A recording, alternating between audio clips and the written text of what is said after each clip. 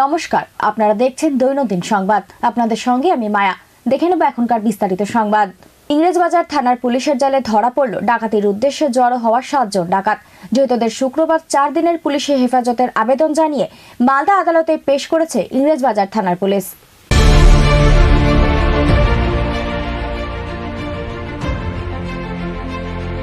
ডাকাতির উদ্দেশ্যে জড়ো হলো শেষ পর্যন্ত পুলিশের জালে ধরা পড়ল 7 ডাকাত।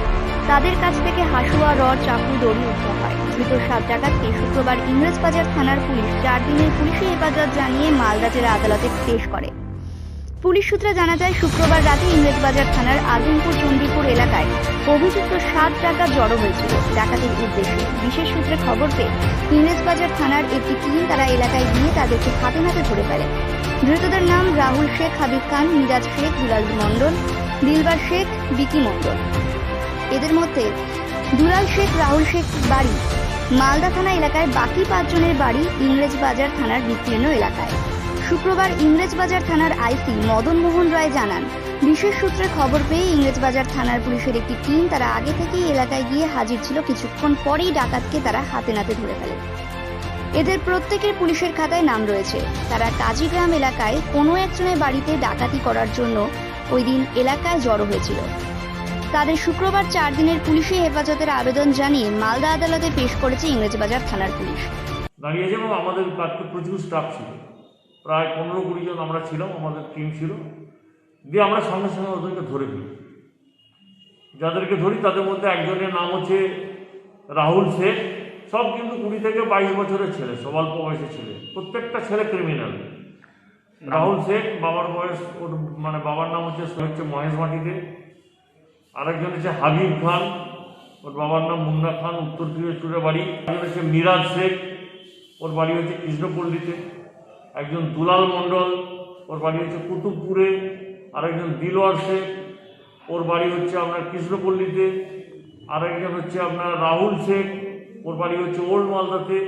আরেকজন হচ্ছে বিকি মণ্ডল, ওর বাড়ি হচ্ছে গ্রিনপাড়া। ওদের কাছ থেকে আমরা যে হাসুয়া আছে, ধারালো লম্বা লম্বা যে কাঠের তৈরি যে হাসুয়া ইউজ করা হয়, সেই হাসুয়া এবং লোহার রড এবং আরও অনেক কিছু অস্ত্রশস্ত্র আমরা পেয়েছি। দৈনন্দিন ডেস্ক, মালদা। বেহাল দশা হরিশ্চন্দ্রপুর গ্রামীণ হাসপাতালের আবাসনগুলির। প্রচন্ড সমস্যার মধ্যে থাকতে হচ্ছে করোনা আবহে প্রথম সারিতে থেকে লড়াই চালিয়ে যাওয়া ডাক্তার, নার্স ও স্বাস্থ্যকর্মীদের। করোনার আবহে নিজেদের জীবনের ঝুঁকি নিয়ে সামনের সারিতে দাঁড়িয়ে লড়াই করে চলেছেন ডাক্তার, নার্স এবং স্বাস্থ্যকর্মীরা। ফ্রন্টলাইন যোদ্ধা ওনারাই। কিন্তু সারাদিন অক্লান্ত পরিশ্রম করে রোগীদের সেবা করে যদি তাদেরই থাকার জায়গা ঠিক না থাকে, তা অত্যন্ত দুঃখজনক ব্যাপার। কিন্তু এমনটাই হচ্ছে মালদা জেলার হরিশ্চন্দ্রপুরে। সংস্কারের অভাবে বেহাল দশা হরিশ্চন্দ্রপুর গ্রামীণ হাসপাতালের আবাসনগুলো। কখন যে ছাদ বা দেওয়ালের চাঙড় খসে পড়বে সেই আশঙ্কায় কাটে রাত। পাশাপাশি চারপাশে জঙ্গল থাকায় রয়েছে সাপখোপের ভয়। এছাড়াও সীমানা পাঁচিল না থাকায় আশঙ্কা রয়েছে দুষ্কৃতীদেরও। মালদার হরিশ্চন্দ্রপুর গ্রামীণ হাসপাতালে চিকিৎসক থেকে শুরু করে স্বাস্থ্যকর্মী, নার্সদের আবাসনগুলি এমনই বেহাল অবস্থায় ঢুকছে। দীর্ঘদিন সংস্কারের অভাবে আবাসনগুলির এমনই অবস্থা দেখলে মনে হবে কোনো ভুতুড়ে বাড়ি। তারপরেও স্বাস্থ্য দপ্তর আবাসনগুলি সংস্কার না করায় আতঙ্কে ভুগছেন তারা। সমস্যার কথা মেনে নিলেও অর্থাভাবে আবাসনগুলি সংস্কার করা যাচ্ছে না বলে স্বাস্থ্য দপ্তর সূত্রের খবর। হাসপাতাল সূত্রের খবর, হাসপাতালের পাশেই 11টি আবাসন রয়েছে, যার মধ্যে 6টি চিকিৎসক ও স্বাস্থ্যকর্মীদের, বাকি 5টি নার্সদের। কিন্তু সংস্কারের অভাবে আবাসনগুলি এমনই জরাজীর্ণ দশা হয়েছে যে তা পরিত্যক্ত বাড়ি বলে ভূত হতে পারে। আবাসনের ভেতরে ও বাইরের দেওয়ালে পলিস্তারা খসে পড়ছে। মাঝে মধ্যেই ছাদের চাঙড়ও ধসে পড়ে। বেশি বৃষ্টি হলে ছাদ চুইয়ে ভেতরে জল পড়ে। প্রায় সবকটি আবাসনের এমনই ভগ্নদশা হয়েছে বলে সূত্রের খবর। হাসপাতালের ঝাঁ চকচকে নতুন ভবন হয়েছে বছর 3 আগে। তখন কেন আবাসনগুলি সংস্কারের উদ্যোগ নেওয়া হয়নি, সেই নিয়ে প্রশ্ন তুলেছেন স্বাস্থ্যকর্মীদের একাংশ। বেহাল আবাসনের পাশাপাশি রয়েছে আরো একাধিক সমস্যা। সূত্রে খবর, হাসপাতালের চারপাশে গজিয়ে উঠেছে আগাছার জঙ্গল। স্বাস্থ্য নিয়ে যারা সচেতন তার প্রচার চালাচ্ছে সাধারণ মানুষের মধ্যে, তাদেরকেই থাকতে হয় অস্বাস্থ্যকর পরিবেশে। এছাড়া আবাসনের সীমানা পাঁচিল না থাকায় রাতে আতঙ্কে থাকতে হয় তাদের, কেননা আবাসনে একাধিকবার চুরির ঘটনাও ঘটেছে। দীর্ঘদিন ধরে সীমানা পাঁচিলের দাবি জানিয়ে আসছেন তারা, কিন্তু স্বাস্থ্য দপ্তরের তরফে কোনো উদ্যোগ নেওয়া হয়নি। হাসপাতালের পাশেই রয়েছে সেচ দপ্তরের মহানন্দা এমবেঙ্কমেন্টের জায়গা। সেচ দপ্তর তাদের জায়গায় পাঁচিল দিয়ে ঘিরে নেওয়ার অর্ধেক পাঁচিল হয়েছে, বাকি অক্ষরিত অর্ধেক অংশে কেন স্বাস্থ্য দপ্তরের পাঁচিল দিচ্ছে সেই প্রশ্নেও ক্ষোভ তৈরি হয়েছে। তবে চিকিৎসক থেকে স্বাস্থ্যকর্মীরা অবশ্য প্রকাশ্যে মুখ খুলতে চাননি। তবে এক চিকিৎসক জানান, দিনরাত পরিশ্রমের পরে ঘরে যে শান্তিতে বিশ্রাম নেব তার উপায় নেই। আবাসনের ভগ্নদশা, পাঁচিল না থাকায় সারাক্ষণ আতঙ্কে সিটিয়ে থাকতে হয়। অনেক দিন থেকেই রয়েছে, আমরা আগেও চিঠি করেছিলাম, আবার চিঠি করে দিয়েছি স্যারকে, সিএমএইচ স্যারকে চিঠি করে দিয়েছি। সিএমএইচ স্যারও আমাদের আশ্বাস দিয়েছেন এর মধ্যে স্যার আসবেন এবং টোটাল টিম নিয়ে আসবেন। টোটাল পিডব্লিউডি ইঞ্জিনিয়ার বা আমাদের যে ইঞ্জিনিয়ার আছেন তাদের নিয়ে স্যার একদিন এসে এটা ভিজিট করে যাবেন। আমরা এই বেশ কয়েকদিন আগে এটা দিয়ে দিয়েছি আর কি, মানে চিঠি করে দিয়েছি এবং জরাজীর্ণ অবস্থার ছবিও করে দিয়েছি। ঠিক আছে, স্যার চলে আসবেন, স্যার আশ্বাস দিয়েছেন, সুতরাং নিশ্চিন্ত। আর এটা তো আমাদের অসুবিধা হচ্ছে, সবাই বেশিরভাগ আমাদের ডাক্তাররা থাকতে পারছে না বলে বাইরে ভাড়া নিয়ে আছে। আমরা 2-3 জন কোনো রকমে আছি, যে ঘরগুলো মোটামুটি ভালো আছে।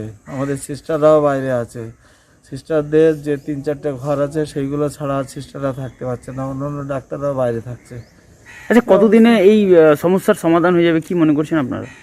সেটা তো আমি বলতে পারবো না, সেটা তো আমার হাতে না।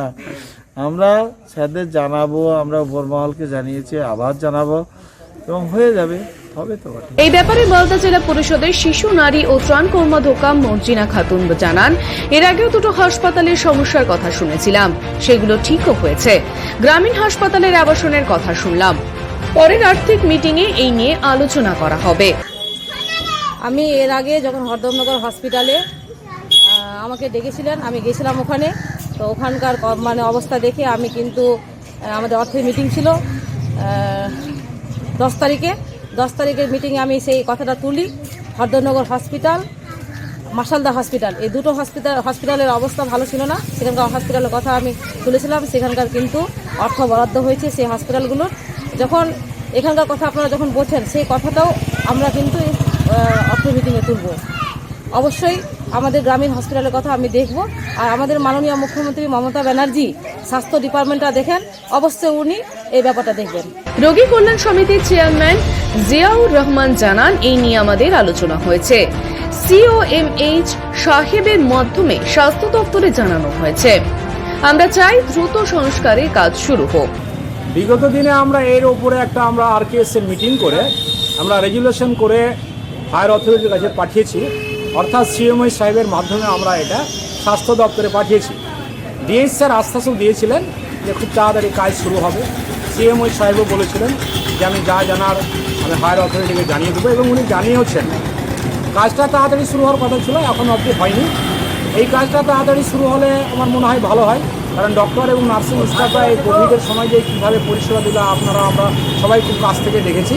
আগামী দিনে ওনারা যেন ভালোভাবে থাকতে পারে, এই কোয়ার্টারগুলো যেন সংস্কার হয় এবং এই কাজটা তাড়াতাড়ি হলে পরে ভালো। অন্যদিকে হরিশ্চন্দ্রপুর 1 নম্বর ব্লকের বিএমওইচ অমল কৃষ্ণ মণ্ডল জানান, আবাসনের ছবি সহ সমস্যার কথা ঊর্ধ্বতন কর্তৃপক্ষকে জানানো হয়েছে। আবাসনের জন্য অনেকেই বাড়ি বাইরে ভাড়া করে থাকছে। ফের বিষয়টি সিএমওইচকেও জানিয়েছি। পূর্ত দপ্তরের ইঞ্জিনিয়ারদের নিয়ে উনি হাসপাতাল পরিদর্শনে আসবেন বলে জানানো হয়েছে। মালদা থেকে তনুজ জৈনের রিপোর্ট, দৈনন্দিন। পিকেএসডব্লিউএস ডিফেন্স একাডেমি একটি উন্নত মানের একাডেমি। এখানে অতি সহজ পদ্ধতিতে ছেলে এবং মেয়েদের এক্স আর্মি এবং কম্পিটিটিভ টিচার দ্বারা যথাক্রমে ফিজিক্যাল ট্রেনিং এবং কোচিং করানো হয়। এখানে সমস্ত ডিফেন্স বিভাগের ট্রেনিং, কোচিং এবং মেডিকেলের সুব্যবস্থা রয়েছে। 100% চাকরি সুনিশ্চিত করার জন্য আমাদের কোর্সগুলি হল Indian army, air force, navy, WBP, KP, ITPPF, BSF, আবগারি police, Bihar police, RPF, GRPF ইত্যাদি।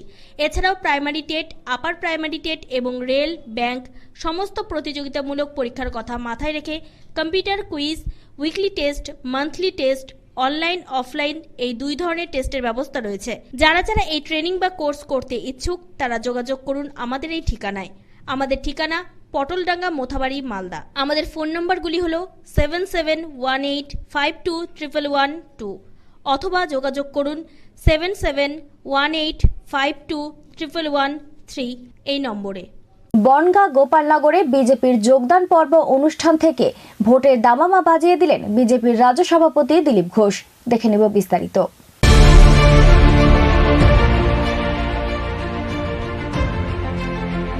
যোগদান মেলা কর্মসূচিকে সামনে রেখে বৃহস্পতিবার রাতেই বনগাঁ শহরে পা রেখেছেন বিজেপি রাজ্য সভাপতি দিলীপ ঘোষ। শুক্রবার সকালে কয়েকশো কর্মী নিয়ে প্রাতঃভ্রমণ করেন তিনি। বনগাঁ পিডব্লিউডি বাংলো থেকে বেরিয়ে মতিগঞ্জ, বাটা মোড় থেকে ত্রিকোণ পার্কের নীল দর্পণ ভবনের সামনে এসে শেষ হয় প্রাতঃভ্রমণ। নীল দর্পণ ভবনের সামনে বসে দলীয় নেতা কর্মীদের নিয়ে চা খান তিনি। তার সঙ্গে চাপের চর্চায় ছিলেন উত্তর কেন্দ্রের বিধায়ক বিশ্বজিৎ দাস, উত্তর 24 পরগনার জেলা সভাপতি শঙ্কর চট্টোপাধ্যায়, বিধায়ক থেকে একাধিক নেতা কর্মীরা। সংবাদ মাধ্যমের মুখোমুখি হন খাদ্যমন্ত্রী জ্যোতিপ্রিয় মল্লিকের করা একাধিক প্রশ্নের উত্তর দেন তিনি। দিলীপ ঘোষের মুখে চিকিৎসা প্রসঙ্গে তিনি বলেন, কর্মীদেরকে সকাল থেকে উঠে লড়তে হবে। আমি যেখানে যাই সেখানে প্রাতঃভ্রমণে বেরোই, কর্মীদেরকে নিয়ে সঙ্গে সাধারণ মানুষের সঙ্গে দেখা করি, কোথাও বসে এক জায়গায় চা খাই সবাই মিলে। সেরকমই বনগাঁতে প্রথমবার আজকে আমি রাত্রে থাকলাম, তো কর্মীদেরও ইচ্ছা ছিল প্রাতঃভ্রমণ করেন, সবাই এসছেন। রাস্তায় বেরিয়েছি আমরা, আর অনেক লোকের সঙ্গে দেখাও হলো। জনসম্পর্কের একটা মাধ্যম এটা আমাদের কাছে। খাদ্যমন্ত্রী বলছে যে উত্তর 24 পরগনা 43 শূন্য হবে এবং আপনার মুখের চিকিৎসা করা দরকার, মুখ আটকানো দরকার, কি বলবেন? আমার মুখের বাক্যবান ওরা হজম করতে পারছে না। সত্য বলার লোক কম, সাহস নেই কারো। ওরা ভেবেছে সবাই দামেদারি করবে। অপ্রিয় কথা শুনতে সবার কষ্টই হয়। কল্যাণ বন্দ্যোপাধ্যায়ের সম্বন্ধে তিনি বলেন, কল্যাণ বন্দ্যোপাধ্যায় কালকে অভিযোগ করেছেন যে রাজ্যপাল বিজেপির যে সমস্ত আছে সমাজ যারা ক্রিমিনালদের নিয়ে সবসময় থাকে তারা সব জায়গায় ক্রিমিনাল দেখে। তাদের কারা আছে লোকজন, যত অ্যান্টি সোশ্যাল নিয়ে টিএমসি চলছে, তারা আবার রাজ্যপালকে দোষ দিচ্ছে। সাধারণ মানুষ দেখছেন না কি হচ্ছে, কে কার সঙ্গে আছে। উত্তর 24 পরগনা থেকে শান্তনু বিশ্বাসের রিপোর্ট, দৈনন্দিন।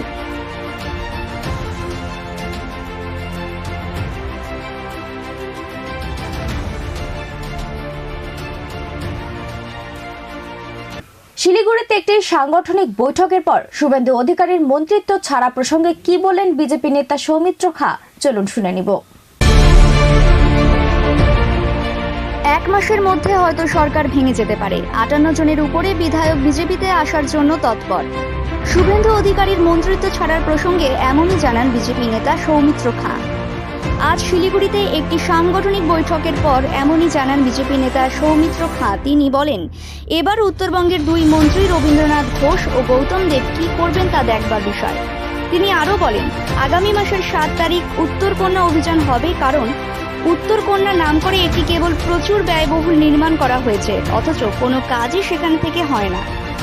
সেই জন্যই এই উত্তরকন্যা অভিযান। শুভেন্দু তো পদত্যাগ করলো মন্ত্রিত্ব থেকে।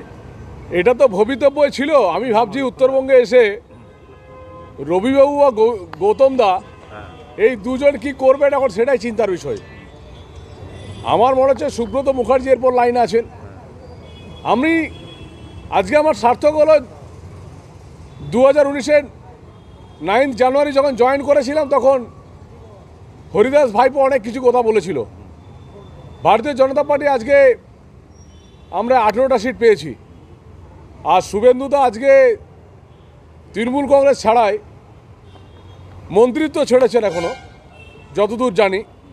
তাতে আমার মনে হচ্ছে উত্তরবঙ্গের এক বিধায়ক, তিনিও নাকি শুনছি দিল্লি গিয়েছেন। আমি বলবো যে তৃণমূল কংগ্রেসে পিসি আর ভাইপো ছাড়া কেউ থাকবে না, মমতা ব্যানার্জি আর অভিষেক ব্যানার্জি ছাড়া কেউ থাকবেন না। কারণ এনারা ত্যাগী হিসাবে, মমতা ব্যানার্জি ত্যাগী হিসাবে তৃণমূল কংগ্রেস তৈরি করেছিলেন, এখন ভোগী হয়েছেন। তাই ভোগী লোকের বেশি দিন টিকবে না। নিশ্চিতভাবে আপনাদেরকে যে কথা বলেছিলাম এই 2 বছর আগে, এবং ভারতীয় জনতা পার্টি যে কথা বলছে, প্রায় 58 জনের উপরে বিধায়ক ভারতীয় জনতা পার্টিতে আসার জন্য তৈরি হয়েছে। 1 মাসের মধ্যে হয়তো সরকারটা ভেঙে যেতে পারে। শিলিগুড়ি থেকে উদয়ন মুখার্জির রিপোর্ট, দৈনন্দিন। অবৈধ মদের বিরুদ্ধে অভিযান চালিয়ে সফলতা পূর্ব বর্ধমান জেলার ভাতার থানার পুলিশের। ঘটনায় গ্রেপ্তার 4 ব্যক্তি।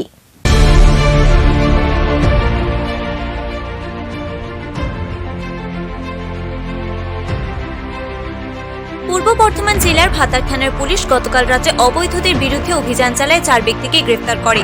ধৃত ব্যক্তিদের নাম সমর হাজরা, খোকন দাস, চৈতন্য ঘোষ ও গৌরকরণ ঘোষ। এদের সকলের বাড়ি ভাতারের মোরারিপুর গ্রামে। আজ তাদের পাঠানো হচ্ছে বর্ধমান আদালতে। তাদের কাছ থেকে 120 লিটার মদ উদ্ধার করেছে ভাতার থানার পুলিশ।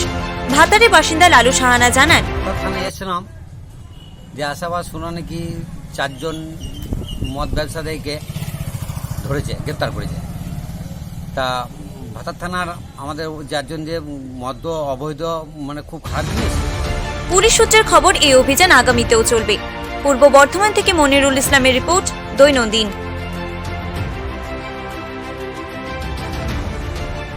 এখনকার সংবাদ এই পর্যন্তই। চোখ রাখুন আমাদের অফিসিয়াল ফেসবুক পেজ দৈনন্দিনে। সারা রাজ্যের খবরের সঙ্গে রয়েছি আমরা, আপনারাও আমাদের সঙ্গে থাকুন। নমস্কার। দিদি তখন ছিলেন বাঁকুড়ায়, অর্থাৎ সোমবার দুপুরেই তৃণমূল নেতৃত্ব অনেকটাই পরিষ্কার হয়ে গিয়েছিল। কলকাতা সরকারের দেওয়া পুলিশ পাইলট ছেড়ে দিয়েছিলেন শুভেন্দু। ফের 48 ঘন্টা পর দিদি কলকাতায় ফিরতে বুধবার হুগলির রিভার ব্রিজ কমিশনের চেয়ারম্যান পদ থেকে ইস্তফা দেন তিনি। আজ আরও রহস্য বাকি থাকলো না। শুক্রবার সকাল হতেই মন্ত্রিসভা তথা সরকারের সমস্ত পদ থেকে ইস্তফা দিয়ে দিলেন তৃণমূলের দাপুটে নেতা শুভেন্দু অধিকারী। এটি 21শে ভোটের আগে সবচেয়ে বড় ঘটনা, তাতে কোনো সন্দেহ নেই। শুভেন্দু অধিকারীর দল ত্যাগের সম্ভাবনা প্রবল উঠেছিল। গত জুলাই মাস থেকেই উৎকণ্ঠা শুরু হয়েছিল, কিন্তু প্রবীণ সাংসদের সাথে শুভেন্দু আলোচনায় বসার পর অনেকেই আশায় ছিলেন হয়তো তিনি থেকে যাবেন তৃণমূলে। নিজেও বলেছিলেন আমাকে দল থেকে তাড়ানো হয়নি। কিন্তু এই শুভেন্দু শুক্রবার মন্ত্রিসভা থেকে ইস্তফা দেওয়ার খবর পাওয়ার পরে ব্যাপক আন্দোলিত তৃণমূলের উপর থেকে নিচু তলার কর্মীরা। তাদের অনেকেই মনে করছেন শুভেন্দু দল ত্যাগ এবার শুধুই সময়ের অপেক্ষা। এই প্রসঙ্গে আমাদের বিস্তারিত জানাচ্ছেন কলকাতা থেকে আমাদের প্রতিনিধি নীল বণিক। দেখো, আজকে সবচাইতে পশ্চিমবঙ্গের রাজনীতিতে বড় খবর, শুভেন্দু অধিকারী তিনি পরিবহনটির পদ থেকে পদত্যাগ করলেন। যদিও গতকালই রাজ্যের মুখ্যমন্ত্রী মমতা হুগলি জলপরিবহন থেকে শুভেন্দু অধিকারীকে সরিয়ে দিয়েছেন এবং শুভেন্দু অধিকারীর জায়গায় নিয়েছেন হুগলির জেলার শ্রীরামপুর লোকসভা কেন্দ্রের সাংসদ কল্যাণ বন্দ্যোপাধ্যায়। যদিও শুভেন্দু অনুগামীদের দাবি মুখ্যমন্ত্রীকে সেই পদ থেকে সরাননি, তার অনেক এই শুভেন্দু অধিকারী হুগলি জল পরিবহন সংস্থা থেকে সরে যাওয়ার জন্য মুখ্যমন্ত্রীর দপ্তরকে তার ইস্তফাপত্র পাঠিয়ে দিয়েছেন। মুখ্যমন্ত্রী বাঁকুড়া শহরে শুভেন্দু অধিকারীর বিরুদ্ধে কড়া মনোভাবের বার্তা নিয়েছেন। তারপরেই দেখা গেছে ঠিক দিন বাদেই হুগলির জলপথ পরিবহনের নিয়ে একটা নাটক ঘটলো। এখান থেকে শুভেন্দু অধিকারীকে সরানো হলো। শুভেন্দু অধিকারীর অনুগামীরা দাবি করছে সরানো হয়, তিনি নিজেই পদত্যাগ করেছেন। যাই হোক, কল্যাণ বন্দ্যোপাধ্যায় আসার পরই মনে হচ্ছিল যে শুভেন্দু অধিকারীর এবার নেতৃত্ব ছাড়া সময়ের অপেক্ষা। যদিও সংবাদ মাধ্যমের কাছে বা আমাদের কাছে খবর ছিল ডিসেম্বরের শেষ দিকে প্রধানমন্ত্রী এখানে যুব মোর্চার একটি সভায় আসতে পারেন। সেই সভাতে পরিবহন মন্ত্রী শুভেন্দু অধিকারী যোগদান করতে পারেন। তিনি সমগ্র জল্পনার অবসান ঘটিয়ে আজকে শুভেন্দু অধিকারী নিজেই তার পরিবহন মন্ত্রী পদ থেকে দাঁড়ালেন এবং নবান্নকে ইস্তফাপত্র যেতে চলেছেন যে কথা আগেই জানিয়ে দিলেন এবং তিনি ইস্তফাপত্র ইতিমধ্যেই তুলে দিয়েছেন। যদিও তার ইস্তফা পত্রের ধরন নিয়ে একটু সংশয় আছে বিশেষজ্ঞ বলে, কিন্তু শুভেন্দু অধিকারী যে আর রাজ্যের পরিবহন মন্ত্রী থাকতে চান না সেটা ইতিমধ্যেই পরিষ্কার। আরো পরিষ্কার হয়ে গিয়েছিল গতকাল আমাদের রাজ্যে বন্ধে সময় পরিবহন ব্যবস্থা রাজ্যে সচল রাখার জন্য শুভেন্দু অধিকারীর কোনো তৎপরতা ধরা পড়েনি। রাতের দিকেই শুভেন্দু অধিকারীর একটা পদত্যাগ বা শুভেন্দু অধিকারী পরিবহন দপ্তরে থাকাটা নিয়ে একটা জল্পনা তৈরি হয়েছিল। তাদের পরিবহন অবস্থার বন্ধের সময় জন্য মঙ্গলবার দিন পরিবহন ভবনে এক বৈঠক করেছে পরিবহন কর্তারা। সেই বৈঠকেও উপস্থিত হননি পরিবহন মন্ত্রী শুভেন্দু অধিকারী। এই সেই তথ্যগুলি সংবাদ মাধ্যমের কাছে আসার পর তার মধ্যে একটা জল্পনা বাড়তে থাকে যে কবে শুভেন্দু অধিকারী জল্পনা সব অবসান ঘটিয়ে আজকে শুভেন্দু অধিকারী পদত্যাগ করলেন, একেবারে সরাসরি পদত্যাগ করলেন এবং তিনি কিন্তু মুখ্যমন্ত্রী যেমন কঠোর বার্তা বা কঠোর মনোভাব নিয়েছেন শুভেন্দু অধিকারী, উল্টে কিন্তু শুভেন্দু অধিকারীও একদম মুখ্যম যে তৃণমূল কংগ্রেস বা মমতা বন্দ্যোপাধ্যায়কে তার মোহভঙ্গ হয়েছে সে কথা কিন্তু একেবারে তিনিও মুখ্যম চাল দিয়ে বুঝিয়ে দিলেন। এখন শুভেন্দু অধিকারী রাজনৈতিক ভবিষ্যৎ, সেই রাজনৈতিক ভবিষ্যৎ আজকের পর আরো প্রশ্ন উঠতে শুরু করলো যে তিনি কোন দলে থাকবেন? তিনি কি সব জল্পনার অবসান ঘটিয়ে অবশেষে বিজেপি আসতে চলেছেন? হ্যাঁ, তার এই পদত্যাগের কথাই প্রমাণ করছে শুভেন্দু অধিকারী বা সমস্ত জল্পনার অবসান ঘটিয়ে যদি বড় কোনো নাটকীয় পরিবর্তন না হতে হয় তাহলে কিন্তু শুধু অধিকারী তৃণমূল কংগ্রেস ছাড়ছেন এবং এই মুহূর্তে রাজ্যে সম্ভাবনা একেবারেই বিরুদ্ধে তিনি যে বিজেপিতে জয়েন করতে চলেছেন সে কথা কিন্তু পরিষ্কার। তবে শুভেন্দু অধিকারী কিন্তু এখনো ভাবে সরকারিভাবে তিনি বলেনি তিনি কোন দলে যোগদান করতে চলেছেন, তিনি বিজেপিতে যাবেন সে কথা পরিষ্কারভাবে আগেও তিনি বলেননি। তবে তার অনুগামীরা সিরাজ খানের মতো পূর্ব মেদিনীপুরে যে তার অনুগামীরা রয়েছে সেই অনুগামীরা বিগত 1 মাস ধরে বিজেপিতে জয়েন করতেন। তার অনুগামীরা একদিকে বিজেপিতে জয়েন করতেন, তিনি আলাদা সভা করছেন এবং আজকের সব মিলিয়ে শুভেন্দু অধিকারী যে আগামী 2021 বড় একটা ফ্যাক্টর সেটা আজকের এই প্রমাণ করে এবং তিনি বার্তা দিয়ে দিলেন যে শুভেন্দু অধিকারী 2021 মমতা বন্দ্যোপাধ্যায়ের দল ছাড়াই তিনি তার রাজনীতি ক্যারিয়ার ভাব আজকের খবর সেটাই প্রমাণ করে।